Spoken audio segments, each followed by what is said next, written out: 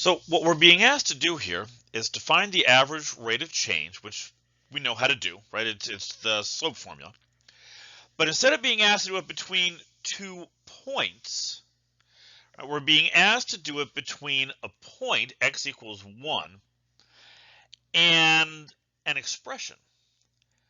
Okay, so visually, let's think about what's going on here, right? This f of x equals x squared, that's just a parabola, and I'm sketching. It's not to any particular scale here, right? But let's say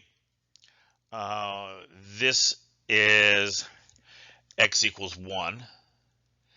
Right, that's our first point. We can find this well enough. We put 1 into the function.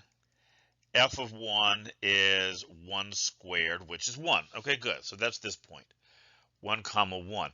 Now, instead of being given another point, what we're being told to do is go delta x further over, right? And that's going to be this point here, 1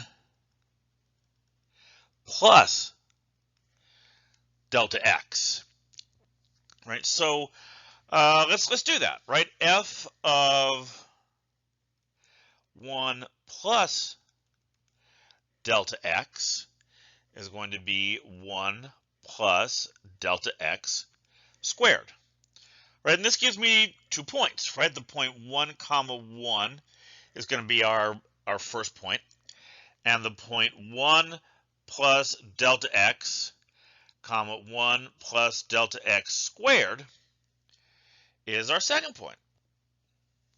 Okay, I mean, we can do this now, right? So I'm going to use the average rate of change formula. Remember, that's just the slope formula. So it's going to be the difference of the y's, 1 plus delta x squared minus 1 over 1 plus delta x minus 1. Okay, so now we can simplify this, right? If we multiply the numerator out, it's going to become delta x squared plus 2 delta x plus 1, still minus 1, right? That's this minus 1 here at the end, over, look what happens to the denominator, right? 1 minus 1 is 0, so this is just delta x. Okay, now again, these 1's are going to cancel.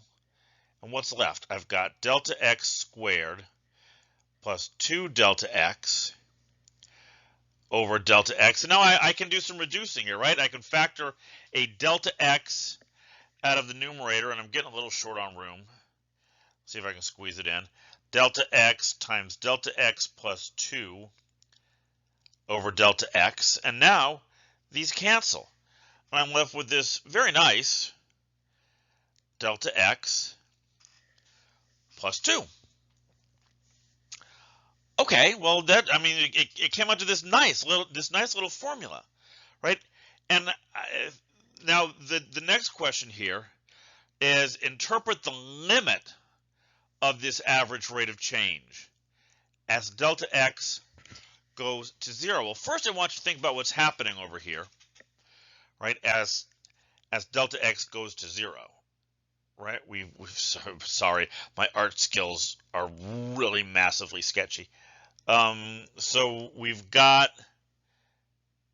this line here, just work with me. Okay, we've got this line here. And remember, as delta x goes to 0, as delta x gets small, the second point is going to get closer and closer and closer. And this secant line, whose slope we're finding, is going to slowly get closer and closer to the tangent line, to being the tangent line. All right, so let's try this limit here, right? I've got the limit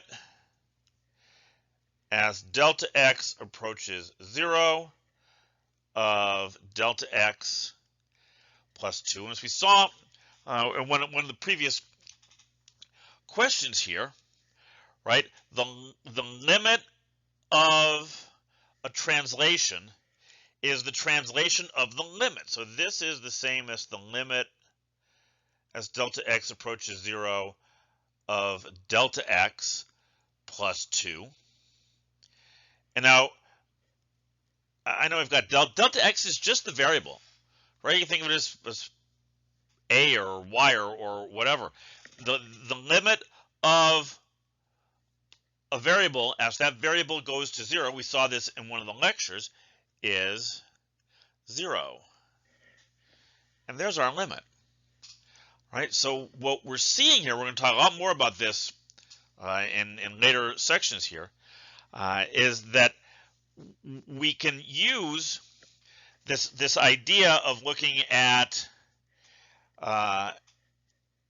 f of x, excuse me, got them backwards, f of x plus delta x minus f of x over x plus delta x minus x. We can use this as a way to find the slope of a tangent line if we take the limit as delta x goes to 0. Right, so I want you to kind of file that away in the back of your head, right? We're going to come back to this. Actually, it's going to be in the next chapter when we talk about the derivative of a function.